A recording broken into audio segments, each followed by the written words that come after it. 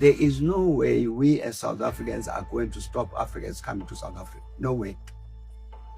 I don't care how many electrical fences you build. It's going to happen.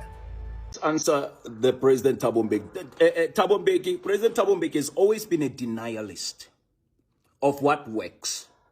This president, as a matter of fact, he's a failure of a president.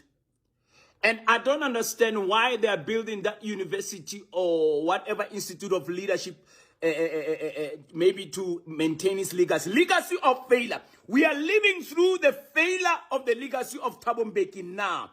When I tell people that the reason we are in this mess is because fundamentally of this man, load shedding, he is first to deny that there is a growth of population. Primarily or in part because of the influx of foreigners. He was warned and told by ESCOM being supported by the then New National Party, I think, before they became DA, or they had just become the DA. I can't remember. Hey, daughter, the population is growing. We must build more power stations. No, ntanga. Time ahana. When they were asking for more budget, up until for the very first time in South Africa, we had a what we call load shedding. It was not a blackout. Then he was forced to make a speech that is called business as unusual. Go and read that nonsense of a speech. Because Thabo Mbeki is always a denialist. He is an intellectual fool. He always denies what is practically and feasibly works. He is a denialist. Thabo Mbeki is a denialist. He's the same man that denied when he was told HIV causes AIDS. HIV causes AIDS. Ahana batwafuadi antiviral whatever pills. The ARV, I don't know what they were called there, or they still call they still call ARV by then. I don't know.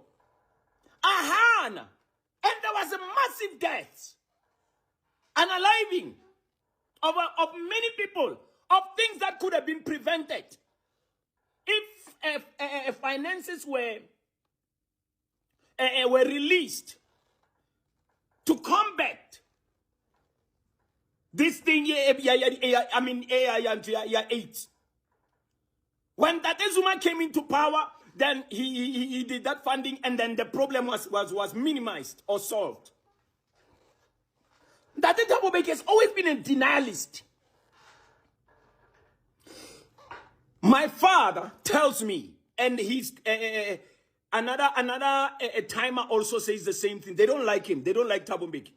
They say that this is a man, my dad tells me, and that Thabo Mbeki, when South Africa from the apartheid time, and when they came into power, they had a reserve of petrol. Ntanga irekis, ntanga, President Thabo Mbeki irekis. Time and time. Apparently, one of the statements that he said was that why there's so much petrol being stored, I mean, these people want to bend the country. Thabo Mbeki, we are in this mess, Mr. President, because of you. A denialist.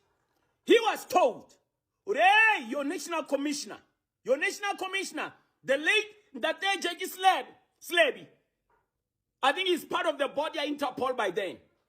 The late Ndate Jackie Slaby, he's involved in shenanigans, studied drugs. He was told, the national commissioner there, I don't know, bring me evidence. He was told that the Thabo Mbeki. I can mention many things. A denialist of note. Buildings became dilapidated in his era. They began. The deterioration started in his era. In our cities. When illegal foreigners started flocking here. And he was told, I think in his time, that's when we had what we call so-called xenophobic thing. When our people from KZN tried to solve this problem, hey, we are being invaded.